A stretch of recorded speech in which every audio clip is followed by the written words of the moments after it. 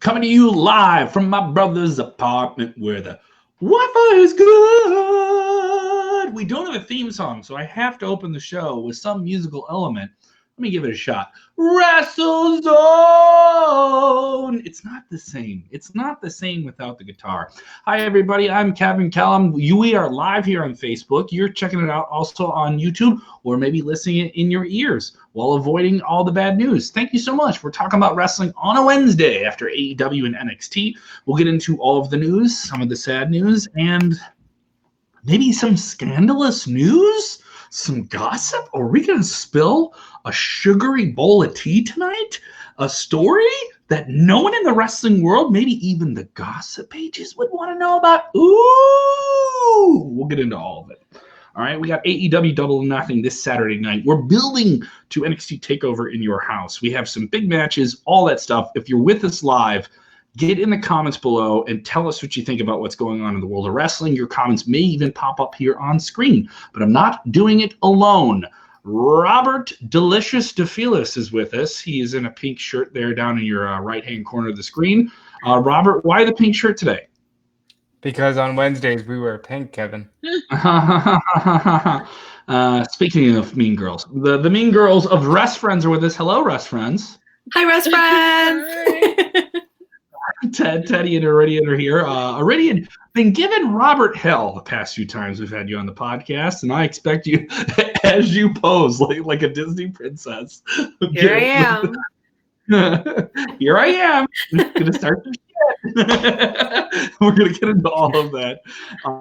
Teddy, get ready. Claws are out here. But we have 4 people on the show, so this is the first time we've ever done that. We've done WrestleZone with 4 people on it. Thank you guys so much for joining the show. Don't forget to share the link. Tell us what you thought of tonight's shows with AEW and NXT. A lot to get into. Before we talk about all the fun that is Wednesday Night Wrestling, it tends to be the best night of wrestling right now. We do have to talk about the sad story that has been developing for the past 2 days, and unfortunately it was confirmed. Shad Gaspar on Sunday was swimming with his 10-year-old son, not too far with family nearby, on a beach in California, and unfortunately, a riptide situation came up along. Lifeguards got involved. Shad Gaspar told those lifeguards, "Save my son, then take care of me." And then a second current of that tide took him out from shore. It did not look good. People were hoping for the best, and unfortunately, Shad's body was found today, early this morning. We do have the full story, but it's not just about where you can read the story. It's about a real human situation, an awful accident. But Gaspar, Shad, showing a real sense of character. As a father, the most you can do for you can give everything you can to your family. He literally did that. It is such a sad day. You've seen a lot of different wrestlers have their different take on it. And obviously everyone at WrestleZone sends their condolences to his family and his friends. And just a sad time. I don't think it's a story that we need to delve into and get into, but this is a guy who had his run in the WWE and had a memorable run as a tag team. They didn't even get to have really a great tag team title run, but Crime Time with JTG, that was a memorable team from the 2000s, and they got to make their mark and even have a little run there with John Cena. And then he had a successful career outside of that in entertainment, did several different films. I enjoyed him in Get Hard. He had a very, very fun role with Will Ferrell in Get Hard, trying to pick a fight, or at least Will Ferrell was trying to pick a fight with him, if you want to check him out. And he's been able to be in a bunch of different TV shows and actually do other projects he wanted to. This is a guy who was not just a wrestler. He did a lot of other great things and obviously did the most he could. The most anyone can do for someone they love is what he did. And I think that's something we can think about, especially in these uncertain times, these trying times. Like, you're doing everything you can for the people you love, and this guy literally did that. So we dedicate tonight's show to him, his family, and everyone who is going through a tough time connected to Shad. We will talk about wrestling, though. We will try and get positives. Let's get into the big show. AEW is building to Double or Nothing with no fans, but it will be on pay-per-view, and it will be this Saturday night. Iridian, what's your big takeaway from this week's episode of AEW Dynamite? Did they place you? Did they place a good bet with you on this pay-per-view? Because it's different from the WWE Network. You got to put down pay-per-view money like it's the 90s all over again. Are you sold on spending money on Double or Nothing this Saturday night on BR Live? this morning I was not sold on it. Watching AEW tonight, that ladder match seems like it's going to be great, but also we got a really, really big surprise at the end of the night. The Young Bucks came back and Hangman Page came back, and they're having that main event at Double or Nothing. So I think that I might have to pay for this pay-per-view. Like, I think it's going to be, I think it's like, what, $50, $60? But I think I might do it now that they're back. Well, that's another thing about this is pay-per-view parties are not easy to come by in the COVID-19 situation. So you're asking every individual fan to kind of buy the pay-per-view. I wonder if that situation could affect it. You bring that up. I was just thinking of that. Normally, I would get together with, last time I watched an AEW show on pay-per-view, I went to it. But before that, when I watched Double or Nothing last summer, we got together. A bunch of us got together. And I'm like, oh yeah, everybody throw in $5, $10. Fine, pay-per-view's paid for, right? This is not that scenario. So it's different. Robert, what are your big takeaways from Dynamite tonight? I think AEW is looking damn good going into Saturday night. We finally got the Elite back at full strength, which was damn good to see because the Bucks and Hangman have been gone for way too long. They're still having dissension. That's still a thing. Hangman's not all that good with his boys just yet, but I'm looking forward to seeing what they do on Saturday. Other people texted in here. Teddy Chavez is going to get you to chime in here as well. Michael is texting and said, yes, I will be buying AEW Double or Nothing. I don't see what could be wrong with it. So he's totally sold on it. And let me know if you're with us live. Are you sold on AEW Double or Nothing? Are you placing your bet? I'm going to use all the gambling terms I can. Teddy, what sold you the most on this pay-per-view? Because there's a lot to offer. They're getting Jon Moxley versus Brody Lee and his cult. You're getting that stadium stampede match, and what a wild scenario that is. But is there something else that maybe sold you tonight? Because I know there was a match that really impressed you earlier tonight that you were absolutely enjoying. I really, really enjoyed Orange Cassidy versus Rey Fenix, but this is going to be very weird coming from me because I usually don't really – I love Legends, but I'm always like, eh. But Arn Anderson and Jake the Snake's promo tonight was amazing. They sold me. All right, I'm in. I'm in for Saturday. Because that's what happens when two people have talent and they're talented on the microphone and they're able to do that even at the age of, God, I don't know what their combined age would be, but these two old men got on the microphone and just started taking the piss out of one another.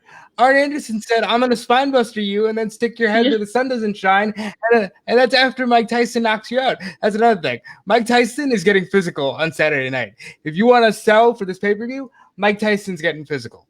Who's getting punched by Mike Tyson? Who's going to be? Jake the Snake. Jake is taking the punch. You said Mike Tyson? You think old man Jake the Snake is getting punched by Mike Tyson? He's taking the punch. Anytime we talk about anyone all right, wrestling punch? Or are we talking like legitimately he's going to get punched in the face by Mike Tyson? Yeah. He's getting... If I'm Lance Archer and I'm not winning that match and my manager who's 60 plus has to take a punch, no way, dude. I'm like, come on, man. Come on, Mike. I'll take it. You're going to have to reach up, okay? It's gonna be like Little Mac in Mike Tyson's Punch Out. You're gonna have to reach up and get me. So I don't know about it. They did how much selling. Obviously I cover NXT and we'll cover NXT in the second half of the show. Also, we do have that scandalous story, which here I'll do the big tease. It involves Nikki Bella. It involves a wrestler you may know that Nikki Bella dated, and it is pretty crazy. It didn't make the book, and it was supposed to make the book. We will tell you as much as we're allowed to tell you within tonight's podcast as we're streaming to you live. So if you know a Total Bellas fan, send them a link and tell them to tune in. That's coming up. We'll talk about NXT. Someone survived and kept their job. We'll talk about that. But how much Mike Tyson selling did you get? Because this is a huge celebrity. This is the first real big celebrity crossover, I would say, for AEW, but I didn't get the sense from following Twitter, mind you guys watched it, that Mike Tyson is going to do something for sure. But you think for sure he's knocking somebody out, Robert? Well, no, because only Arn and Jake sold Tyson, but they said he's got free range and he's walking around the ring. So Arn basically said Tyson's going to get physical, but Jake said, whatever I do to Tyson, and Lance Archer might just knock him out for fun. So these baddies are going to get at least a working punch from the baddest man on the planet. A lot of different people joining us here. If you're watching live for the first time, don't be afraid to tell us where you're watching the show from and what show you enjoyed tonight or what show you were watching and enjoyed tonight. This guy, I always have trouble with the name. I have this one is a hurdle. I don't know. Who wants to back at this one here? He texting quite a bit. Who wants to take a jump at it? Who's jumping in on this? Who wants a shot? Robert's wearing pink. I am wearing pink. You're real flashy tonight, Robert. But this isn't my gimmick. This is for the people that actually speak Spanish. I just happen to have the descent. That's not for me. Mom didn't teach it. So go ahead, girls. Teddy, you want to take a crack at this one here? I'll take it, but only if Kevin and Robert say it right after me. Oh, okay. That's a challenge. So you can see how bad we really are with this pronunciation. This is the number one fan of WrestleZone Daily. He watches every single live stream we have, and we love to give him a great intro when he texts in. Teddy, once again, who is this wonderful fan texting into the show? Okay, I'm not going to lie. The last one, I don't know, but it's James Espanto Fernando. I don't know how to pronounce the last one, and I do not want to botch it. There you go. You did not botch it. Now, here's how I throw the stop on it. James Espanto Fernando Pagay. All right, so that's what I do because I'm an idiot. That was better than me. All right. All that fun stuff. That was so bad. Kevin got a phone call. Stop. It was everyone. The way I would do it would be James Espanto Fernando Taguay. See? You see? That was good. That was good. It was good. Mine was bad. I understand. No. They were both good. I do have the heritage, guys. It's in there. Got to work it a little bit. Yes, other people texting here. Scott George saying AEW charging $60 to see a pay-per-view during a pandemic. I just don't get it. So, we are in different times. Is a $60 pay-per-view something that people feel they can skip and just watch the TV, maybe catch up on it later on? AEW, the way they present their stuff, it's completely different. Last 6 years, fans have gotten used to WWE Network, $10 a month, whatever. I'm watching a bunch of other stuff on it, or I'm complaining about Raw or SmackDown, but I'll keep it for the pay-per-view. I know a lot of fans that do that, like they just watch the pay-per-view and follow on clips on YouTube or something like that. AEW could do that, but $60 is a hurdle for some people. Maybe some people were thinking, you know what? That's a lot. I think the pre-order was like $50. Yeah. No, so it should be money when $9.99. Yeah. It should be still $50. 60 is a lot to ask anybody at any point in time. During a pandemic, it's even more. I will obviously be ordering the show. I don't have a say in this one, guys. It's my job. But yeah, I can see people arguing, hey, I don't want to pay this price tag. Evangelia. I'm going to mess this name up. There's so many awful names I'm messing up here. Alicia texting her saying, invest $60 in your family in the pandemic time. He says you absolutely need to do that. But now the argument could be you're entertaining your family with this $60. Yeah. You could also be feeding your family. Yeah, well, granted, but I think AEW needs to work on this pay-per-view price tag, but I said this long before the pandemic. So I've been saying this as well. AEW is partnered with TNT. Now they're not owned by this company, but they're partnered with them with Warner Media, which is one of the biggest content distribution companies now in television and film. And they're launching HBO Max coming up on the 27th here. This weekend. 7 days. 7 days. It's a huge streaming platform. It's going to be $15 a month. It's going to have a new Game of Thrones show. It's going to have everything from Adult Swim. It's going to have all the DC superhero movies. They just announced the new the Zack Snyder cut of Justice League that fans have wanted online. Our friends at comingsoon.net broke that story as well today. The thing about this is I keep thinking, why don't you just have these shows on HBO Max?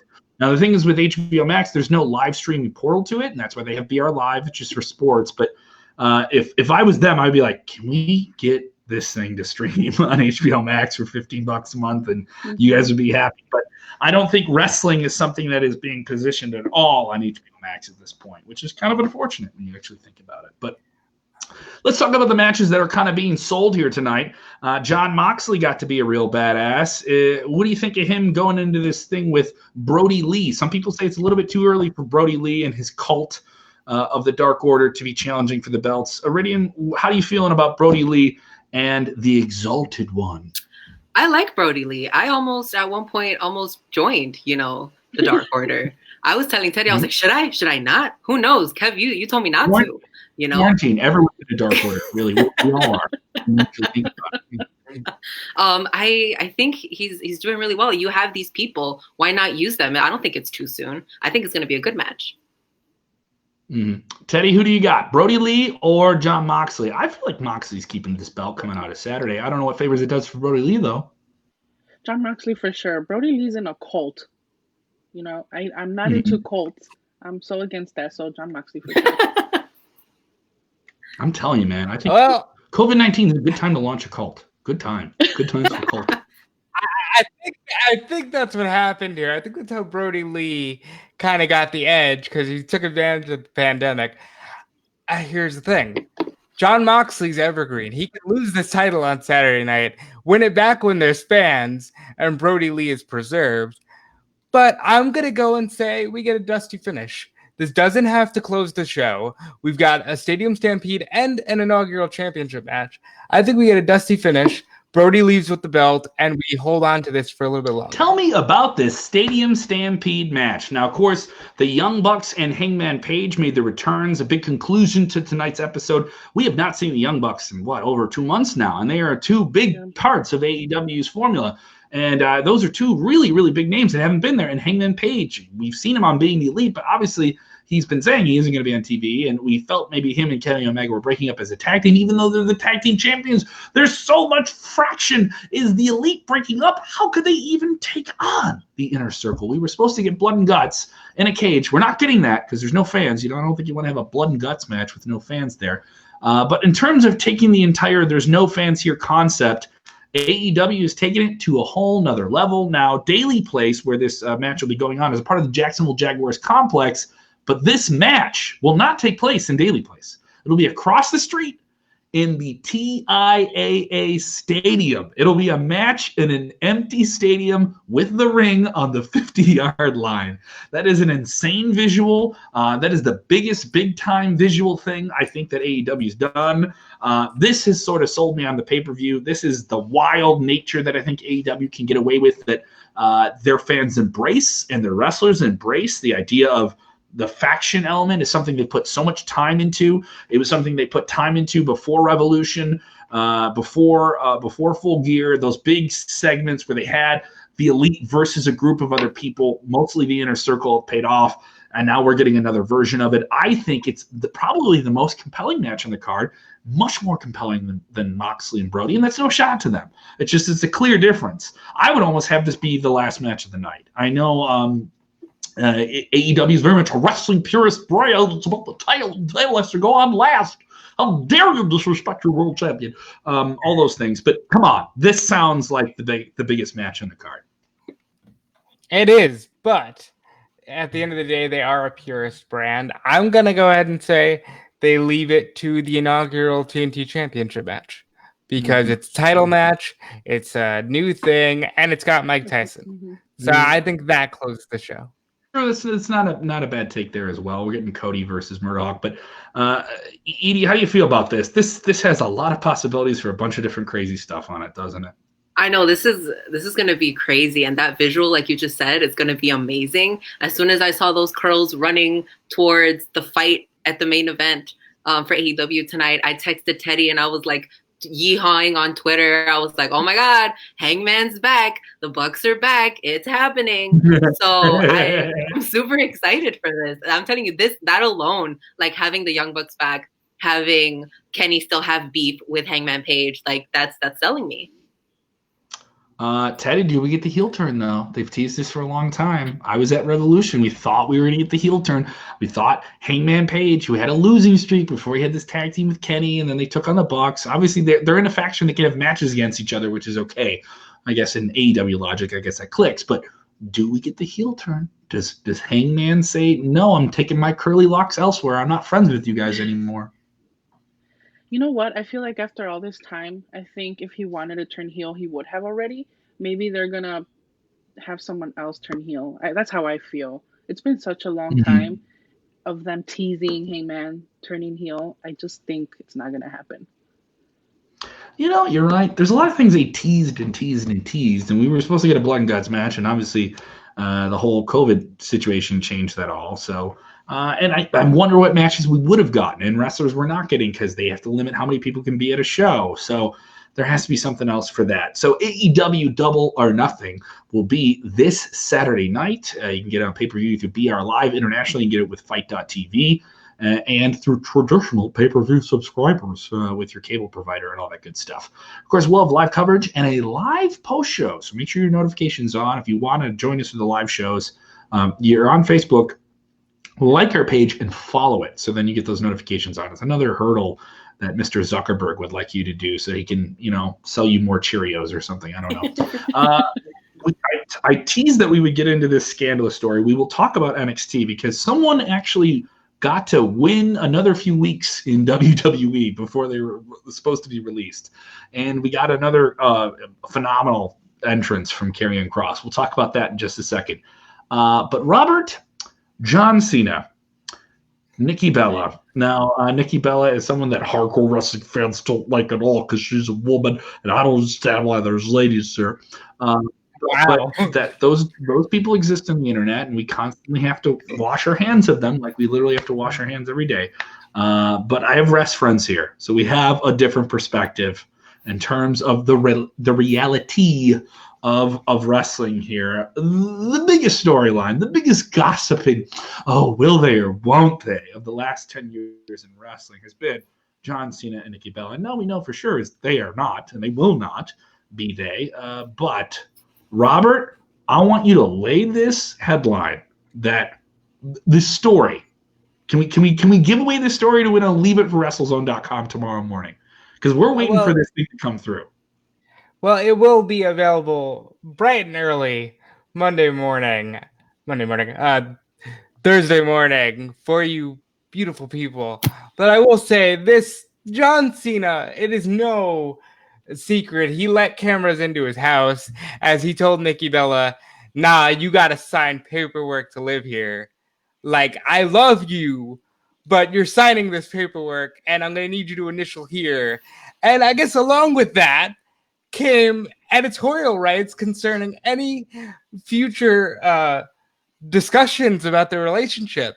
So John Cena has edited a sex story concerning himself and Nikki Bella. And the book right there that Iridian has, it's called Incomparable. Iridian, have you read the book? I've read all the book. And well, I'll tell you what you didn't. Hidden page. I'll tell you what you didn't read because it was taken out of the book. John Cena edited a story about a sex toy and his sex life with Nikki Bella. Story will be up in the morning. The book is incomparable. I guess John Cena doesn't want to be compared to anything. We'll find out tomorrow morning as we read into this together. And it's not in the book? It's not. What do you mean?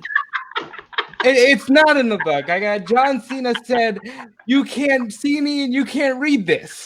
I won't let people read this. You can't be telling me that. I have 2 copies of this book. Why did you want 2 copies of the book? Okay, so I ordered 1 copy, and then they released a copy that was signed. So I had to order another one. So now I have 2 books. Am I speaking to Iridian Fierro or Mark Fierro? Because apparently Listen. Nikki Bella said I could be their triplet at a meet and greet. So I forever am a Mark for the Bellas. Okay. Well, listen.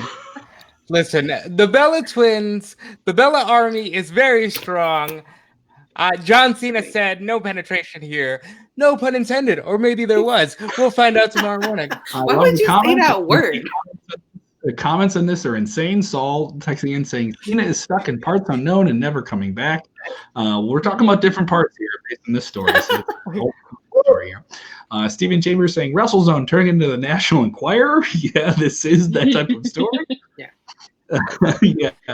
Of course, James Espanto texting in, you can't see me like this. I guess not. And then other people saying, does this book have some pages with invisible ink on it? So maybe you want to hold Oh my it up God. The last 2 pages are blank.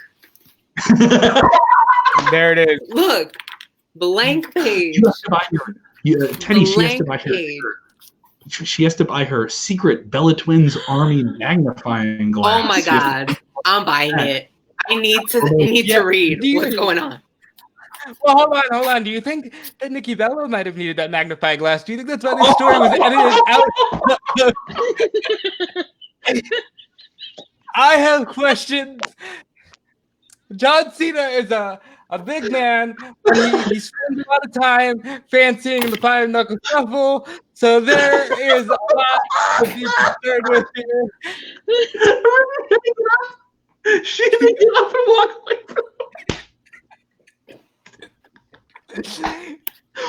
I never thought I would spend so much time talking about John Cena's sex life. Don't we have an NXT show to cover? I need another book. I think we all do. Teddy, do you want to be a professional here and not giggle like a 13-year-old in a sex ed class? I had to laugh as well. You took a good pause. You're like, I had to laugh as well. Good point.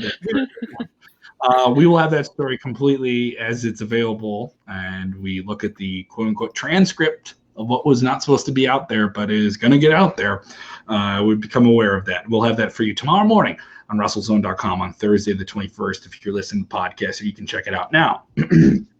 So let's get into this week's NXT. This was a pretty good episode. It opened up with the most talked about new superstar that NXT has ever signed in quite some time.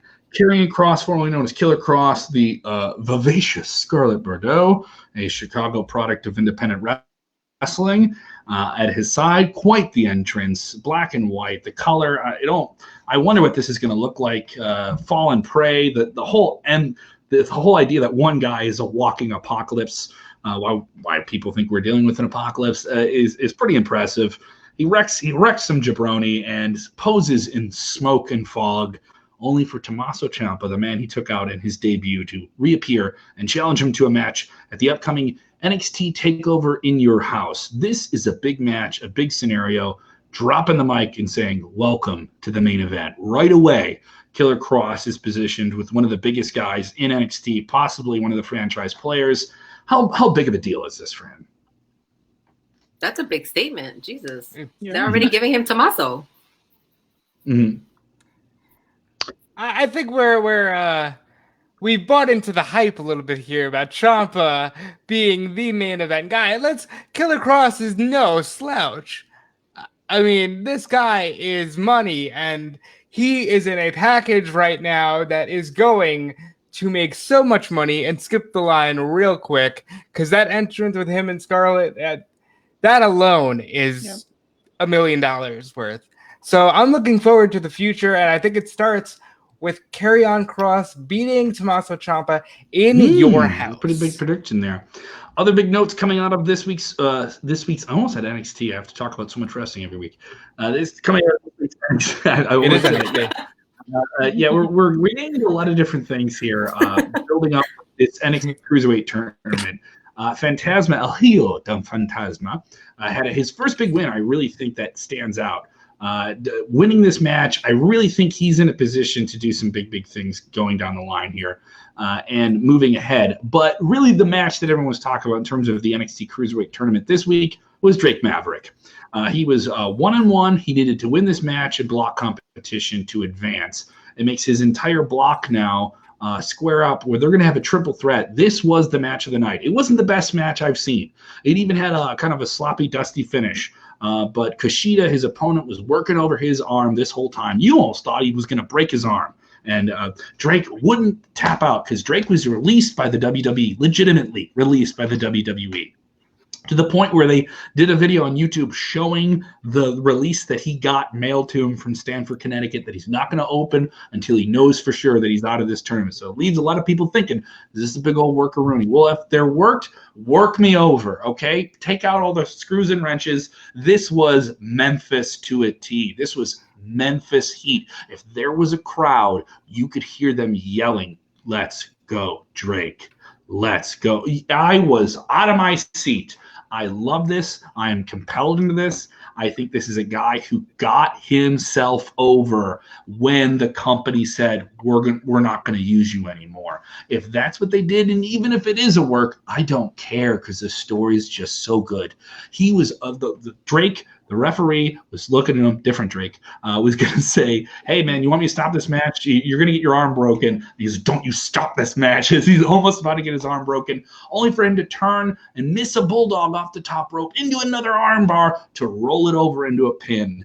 It was compelling. Byron Saxton comes out and says that Jake Atlas, who was supporting him at ringside, will join Drake, Maverick versus Kushida in a triple threat. The winner of this will advance to the finals. I loved it. It was absolutely great. I hope Drake is a guy who gets to stay in WWE because he's getting an emotional attachment that when people say, "Oh, NXT have great wrestling, but what characters do I care about?" There's plenty of guys that, I like this guy, I like that guy, or I just want to boo that guy. A lot of baby faces are getting booed now. This is a guy who's always been respected, has been able to make people laugh, has been able to make people care, been able to get people to boo him. Now it's getting people to root for him. Something to be said about getting people to cheer for you. Teddy, what do you think? Drake Maverick, is he, do you think just because the scenario that he's going to be the guy to win a championship that helps him keep his job? What do you think? Oh yeah, like you said, he put himself over once they had said that he was released from the company, and he put out that video. Everyone was sympathetic, and yeah, I definitely think he could be the winner. Mm-hmm. Like you said, if there would have been a crowd, the crowd would definitely be cheering for him. Brian Casper saying, "You're trying to get Maverick killed. He's such a little guy. He's going to get beat up." Yeah, they were wrecking each other in this match here. Iridian, what do you think of this storyline? I know it seems like one of those things that kind of came together. It's not clear if it's completely behind the scenes, like we're just going to say you're released, but you're not actually released. A lot of people have some controversial takes on it. But when I'm watching this storyline, they've said like this is his last chance. On TV, they've never said he's released. If you're watching and you're following on the internet, most people watch NXT, that's the type of crowd. Is WWE kind of crossing a line? Are they going into a gray area they shouldn't go into here? It's a story that's pulling on my heartstrings. I am here for Drake Maverick, but I don't think he's going to get released. I don't know if it was originally a work, but I think that all of the support that he's gotten, like on social media, I truly think that social media has helped him. If they were gonna release him, this has helped him keep his job. And I think it might get him a couple more matches. He might get that belt. I agree. Robert, what do you think here? Here's the thing. You've got the final four. Got his fun killer tone on. Here we go. Right, you guys all ready? Teddy, this is I know you may not be familiar. This is where Robert sees a bunch of people having fun, and he wants to come over and fart in the proverbial elevator. When you're drinking water, and Robert just comes and smacks it. Oh, are you thirsty? I'm not trying to kill your fun, Pat. Robert, what do you got? I'm not trying to kill your fun. Here's the reality. We have final four left in this tournament. We have El Hijo de Fantasma, who is the only person. Thank you. Who is the only person who is capable of fighting off these other masked luchadors? That's a little fishy, don't you think? So we have that story going on. We've got Kushida, who should be champion because he was the number one junior weight in New Japan, and some people feel like they dropped the ball. You got that going on. You got Drake Maverick, who is literally fired. So you got that going on. And they got Jake Atlas, who can make history as the first ever openly gay champion. So you got four compelling stories that all tug on different parts of your fandom. I don't think finding out whether Drake was fired or it's a work is their top priority. I do think Drake can get to the finals and be the last guy to reveal, Phantasma's controlling these luchadors, and they kick Drake out of NXT. Well, don't you just have And everything and figured Drake is out? gone. If that happens, by the way, you heard it here first. I just scooped you on WrestleZone. You scooped you the way you said it with your pen in your hand. Good for you. We got, someone that fans really are uniform to not like, but knowing that she puts on great matches is Charlotte Flair. Now we're going to get a WWE program in the last few weeks that didn't feature Charlotte Flair. She was on SmackDown. She was on Raw. And we weren't going to get her tonight. We got Io Shirai versus the returning Rhea Ripley, her first match since WrestleMania. That was your main event, a big-time main event, only for Charlotte Flair to come out and interfere and get in there. How hated can she be? But here's my thing. Being hated in 2020, I think, is that's what you want. I don't think there's a female wrestler that people want to see lose more than Charlotte Flair. Am I wrong about that, Teddy? No, you're not. I see the hate on social media. She gets nothing but hate. The woman is a goddess. The woman. Leave it to Robert supporters. Alexa Bliss is the goddess here. Sorry, yeah. Charlotte is the queen. Get it right. I'll give you that. Charlotte is the queen. But if we look at how the queen has been built over the last half decade at this point, she's going to be in the Hall of Fame. She might be the first woman to headline a class. I mean, Charlotte Flair is everything except the answer to WWE's fledgling ratings, because I don't think putting Charlotte on every show is helping, even though it is the biggest amount of star power you can give to a show. I don't think it's helping. Woo! Robert going for it there. Okay, Robert.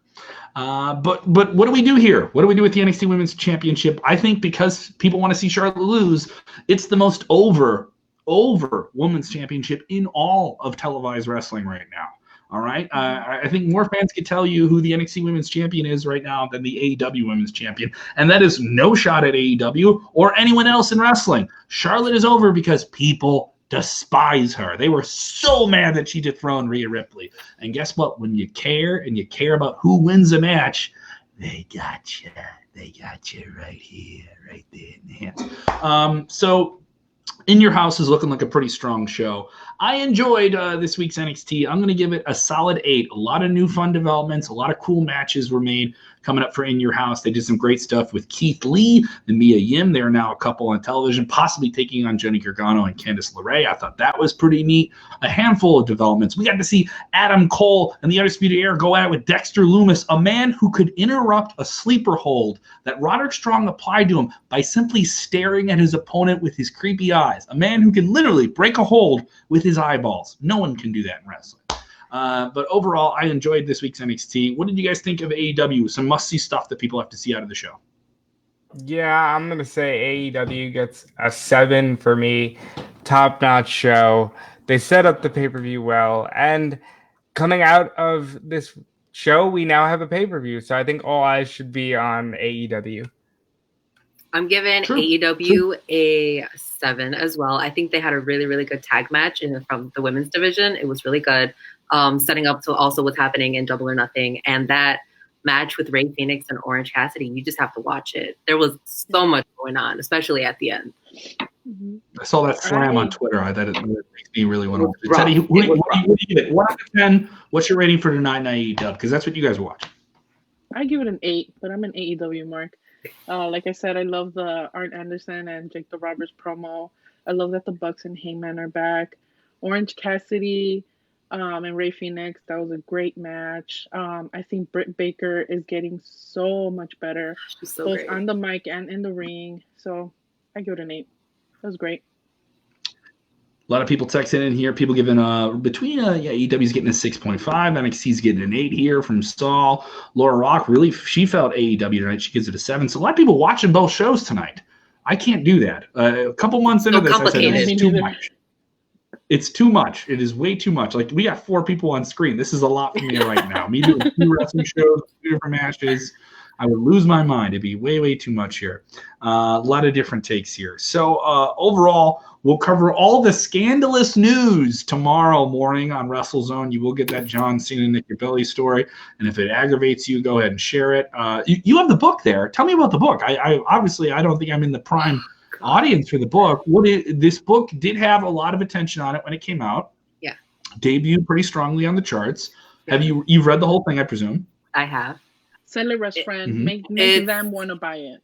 Oh my God, this book, man. On page 2, I texted Teddy and said, I'm getting all the backstage tea. Like everything that I wanted to know is on like page 2 already. They do a really good job of telling Bree's individual stories and then Nikki's stories. They've just gone through so much. And I honestly had no idea, even as a fan, like everything that they've talked about in this book.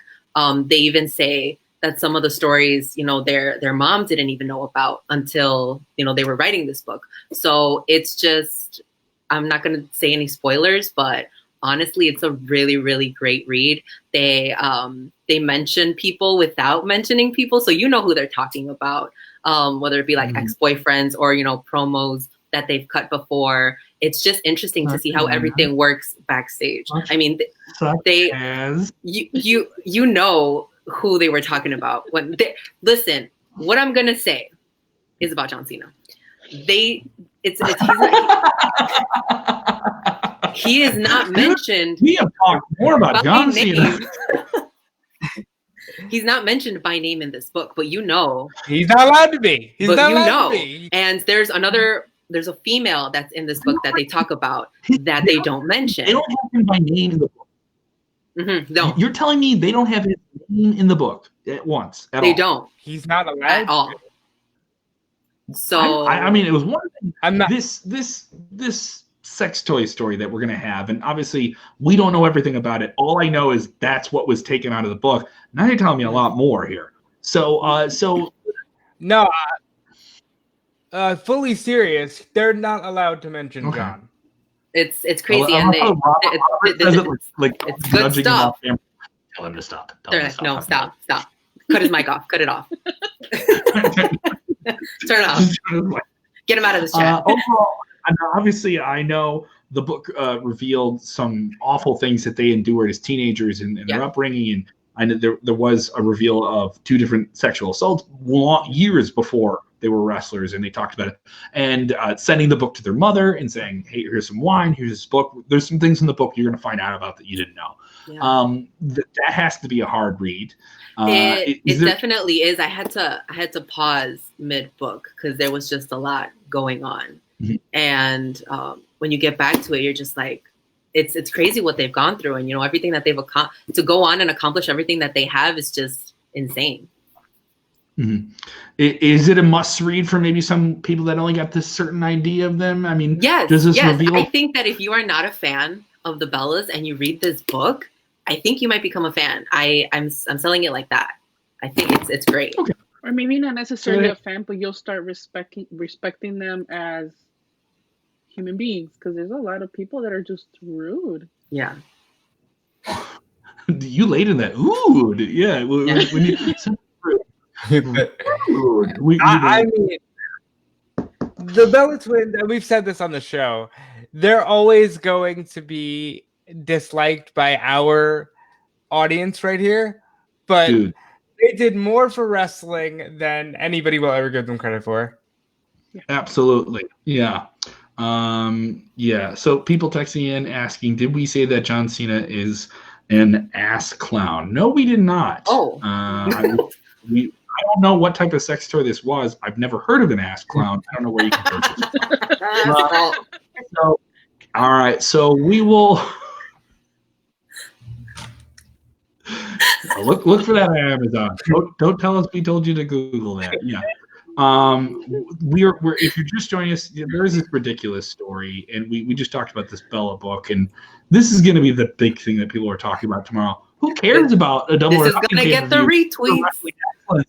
Who cares about poor Drake Maverick fighting to keep his job? Who cares about Drew McIntyre taking on Bobby Lashley? Who cares? Because we're talking about some John Cena, Nikki Bella stuff. 2 people that aren't even on WWE television. So it's going to be quite the story. And once again, if you're listening to this or watching this on Thursday, WrestleZone.com, we have the scoop. Even if we didn't really want the scoop, we got all the scoop. A lot to get into there. What is going on the latest episodes of Rest Friends over on YouTube? And of course, you guys have a podcast as well. Do you want to go for a Rest Friend? What have we got? Just today, an episode of the podcast went up. So if you guys want to go listen to that, it's the Rest Friends podcast. We talk about what's been going on recently, including last night's episode of Dark Side of the Ring. And then I believe Friday, Rest Friend? Yes. A brand new YouTube video is going to go up, and we're just talking about how we've been in a funk during this quarantine. So make sure to go check that out on YouTube as Rest Friends.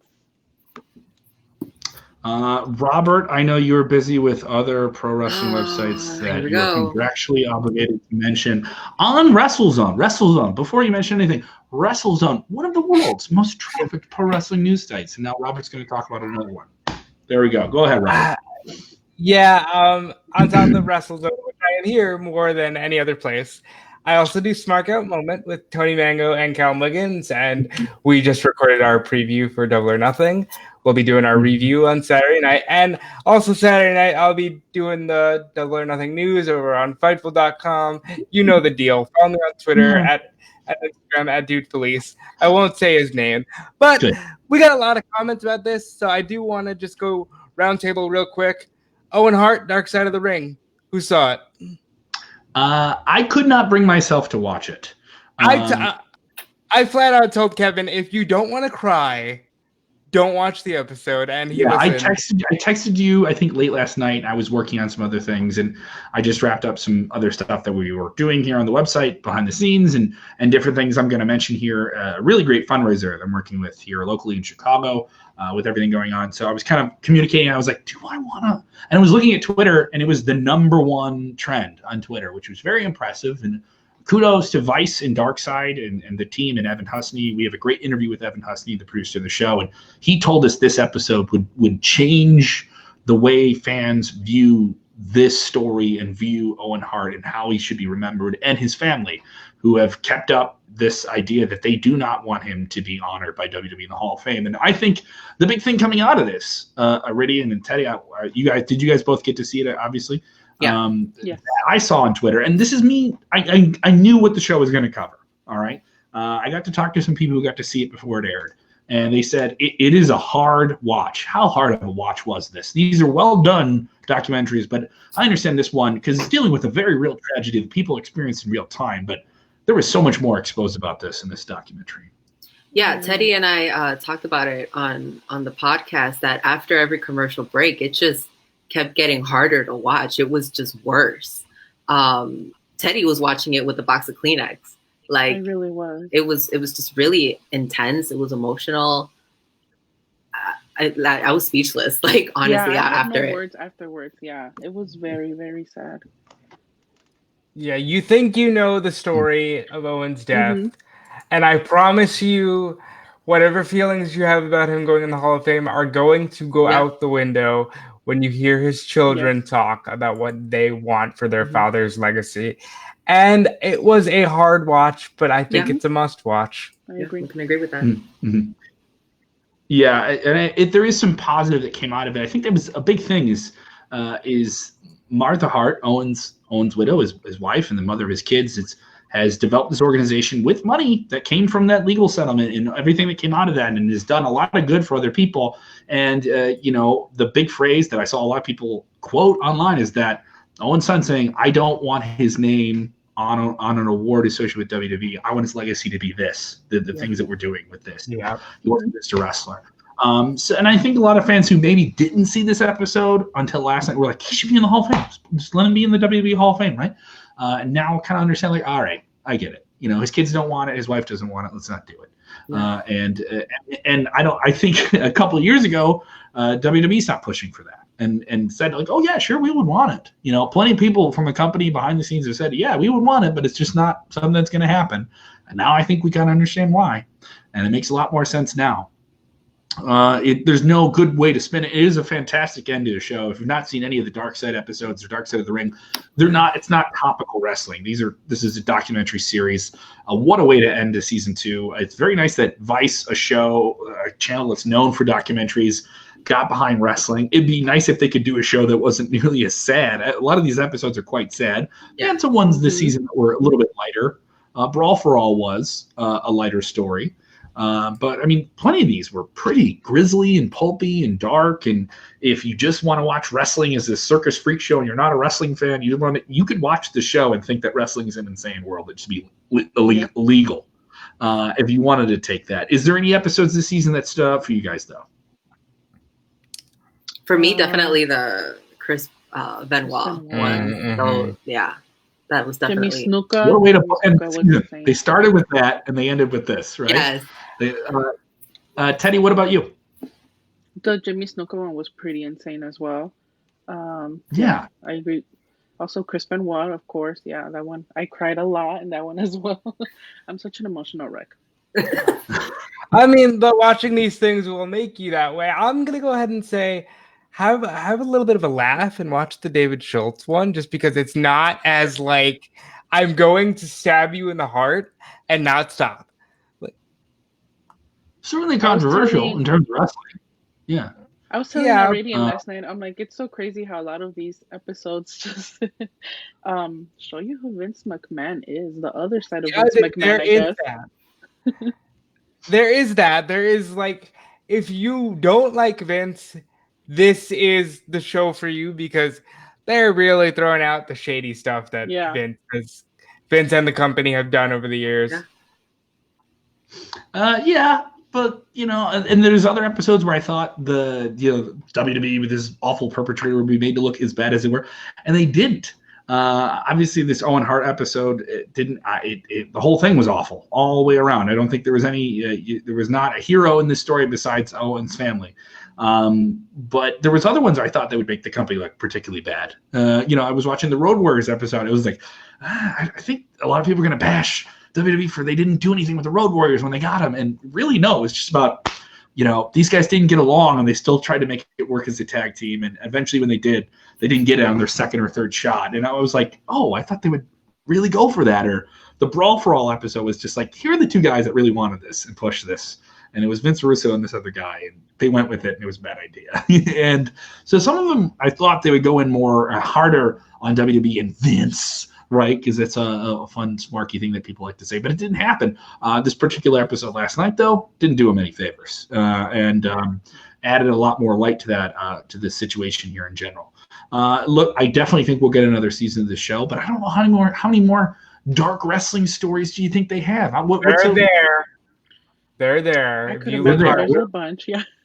What do you think? What episodes? What stories have you heard about that you want to see covered on this? I want, and that, mind you, it's Dark Side. They have opened up the idea of just doing darkly funny stuff, like the David Schultz thing and him slapping the news reporter, and that becoming something that kind of got him blackballed out of WWE. I think there's stuff from WCW that we haven't touched. I think WCW is kind of has gotten away with not doing nearly as many things. There is some depressing stuff with characters like Buck Zumoff. If you've ever read about him, he's an awful, awful man who did some awful things to people that could be documented. And I do think there's a possibility of some of those stories coming to light. Those are much more regional and specific. I thought there's more to Fabulous Moolah than we saw. And I thought she got really, her legacy really got tainted in this.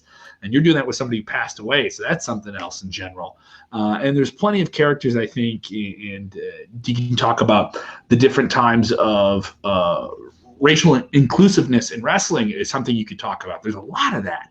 When people were buying tickets to Memphis Wrestling and you had African-American folks go buy tickets up in the balcony, I think there's some issues you could talk about like that within wrestling that are of the time that they're talking about that they could get into.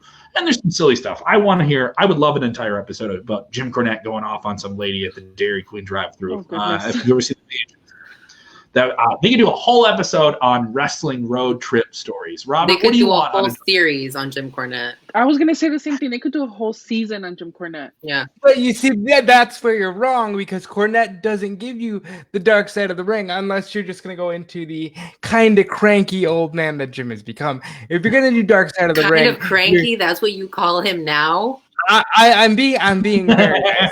I would hope so, Robert. I'm being very Other nice. people texted in here. Other people texted in saying they want one on Brian Pillman. Mhm. I mean, Brian Pillman is a guy who definitely passed away under tragic circumstances, but definitely was a dark character who pulled some really crazy stuff, like literally leaving WCW, getting out of his contract to go to WWE with WCW, thinking he was going to be a spy for them, and like that would be a wild episode to cover. I would absolutely love to see one on Brian Pillman here. There is this theory I heard talked about. Now we're at the end of season 2, and this is a show that's definitely playing off wrestling fans.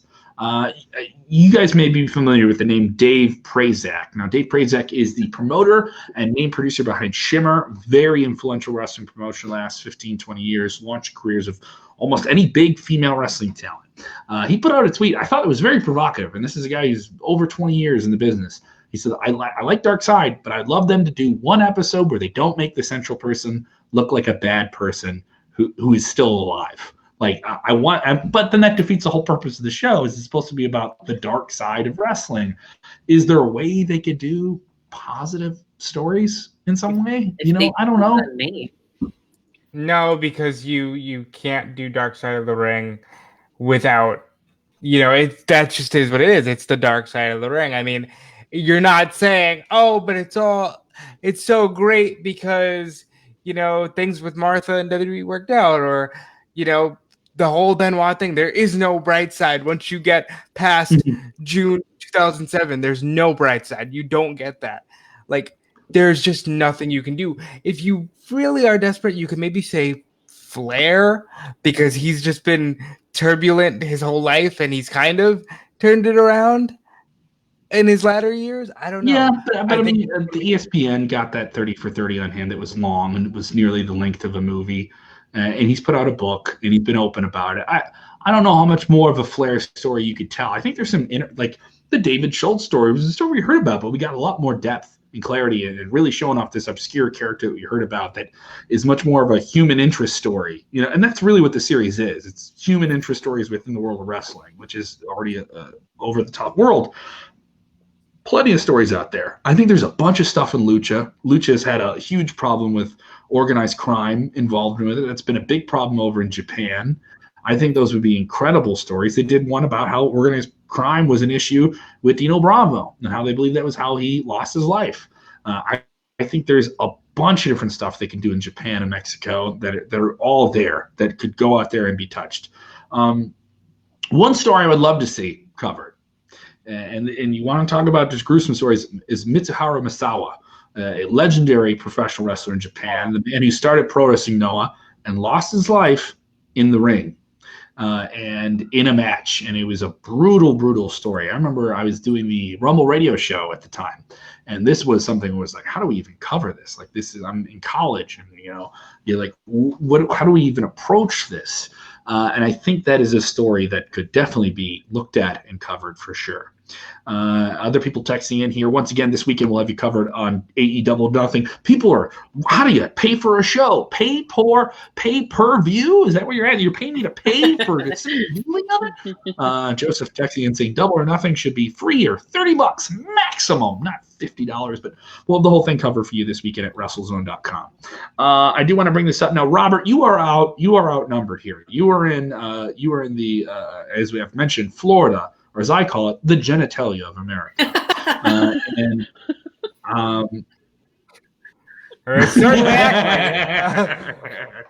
Yeah.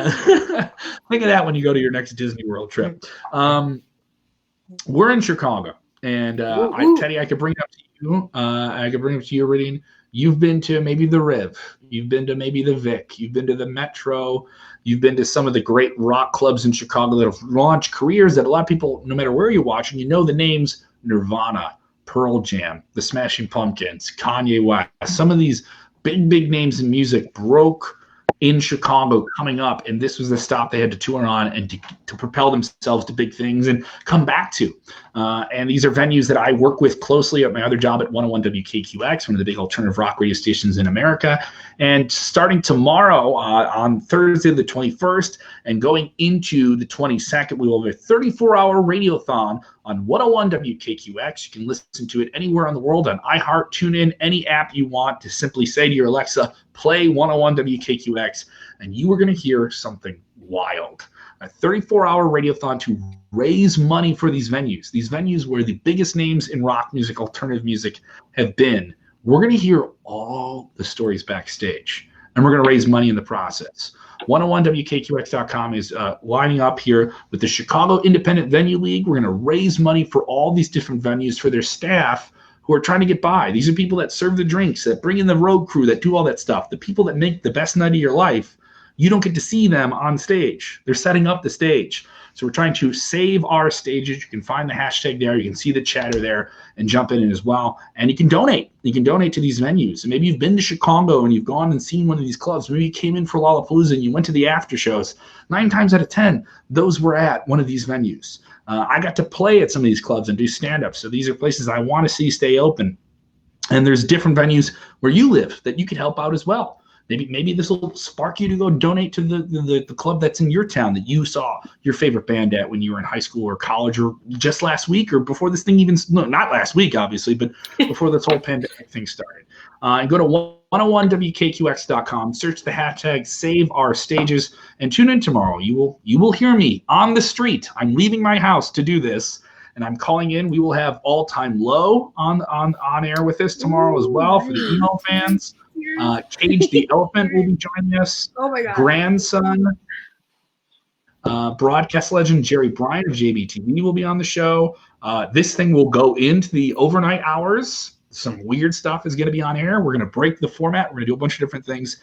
101WKQX.com and listen online at 101WKQX on all your streaming apps. Thank you guys so much for supporting that. Please do. Robert, you and I will be on midday tomorrow because I have to run out of the house and put on all my PPE gear to go point Please wear a mask, Kevin. For the love of God, wear a mask. Oh, I'm going to wear one. I'm going to wear one. I'm not dumb. I'm not dumb. We're not Florida. I'm not done. No, you're not. Thank God. Got him. Listen, I live here and I can admit it. Florida, not looking so bright. Oh man, Florida. Hey, but they're giving us all the wrestling right now, so we can't be too mad about that. They really right? are. I mean, Yeah. They're making sure I get paid. So go Florida. Yeah, so definitely Florida. All right, guys, thank you so much. If you're joining us and you didn't watch the whole show, we covered AEW, we covered NXT, we covered Dark Side of the Ring and what they should do in their next series, and that scandalous story with John Cena and Nikki Bella. So don't be afraid to subscribe to the podcast, WrestleZone Radio, in your podcast app of choice. We just dropped an interview up there this week with Duke the Dumpster Drosy, one of our essential workers. And if you want to help all your essential workers, go get the merch at WrestleZone.com as well. We say thanks because saying thanks is essential. And of course, a portion of the proceeds of that special purple ribbon merch will donate to all the great people there that are on the front lines, all the different charities coast to coast. All the info at WrestleZone.com. Who wants to tell us what we're supposed to do when we're watching wrestling? Who wants? Teddy's never been on the show, so I think Teddy should do it. Teddy, do you know the sign off for the show? Oh my God, I heard Edie say it last week, but I can't remember. Don't put me on the spot. I guess I'll do it. Never mind. Teddy, you're like the best friend in the friend. back of the class. It's like, I just got here. I transferred to a different school. All right, guys. So don't forget to subscribe to Rest Friends on wherever you get your podcasts. Subscribe to them on YouTube. Hit up Kevin Save Our Stages shows. Hit me up on Twitter and Instagram, Dude Felice. And when you're watching wrestling, just like we all did tonight, enjoy wrestling. Yeah, that's the thing you're supposed to do. Yeah.